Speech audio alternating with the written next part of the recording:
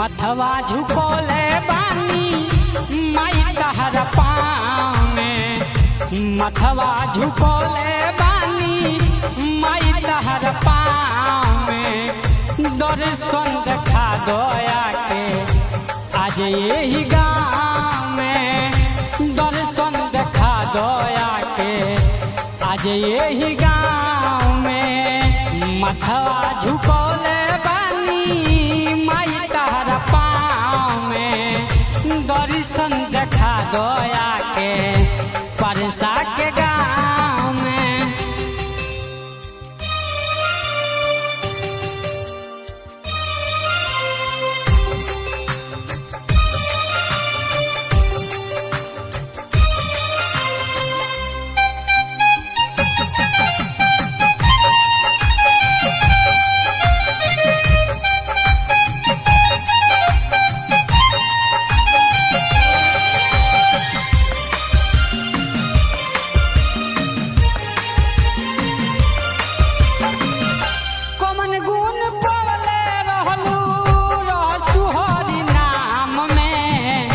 दर्शन देखवले रहलू आके थावे धाम में,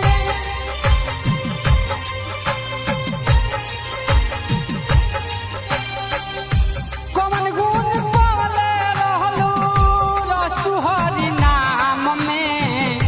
दर्शन देखवले रहलू आके थावे धाम में।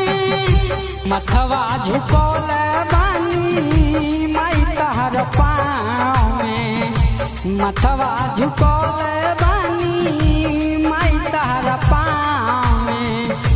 दर्शन देखा दया के सुदर्शन के गाँव में, दर्शन देखा दया के सुदर्शन के गाँव में।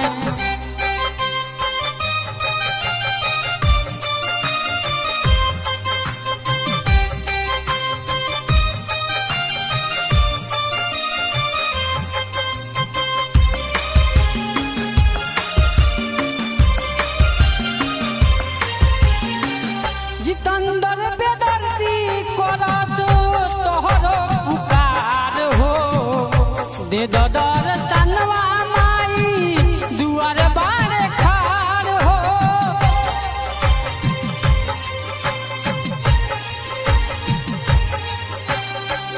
जितंदर बेदर्दी करस तोहर पुकार हो, दे दर्शनवा बड़े दूर खाड़ हो।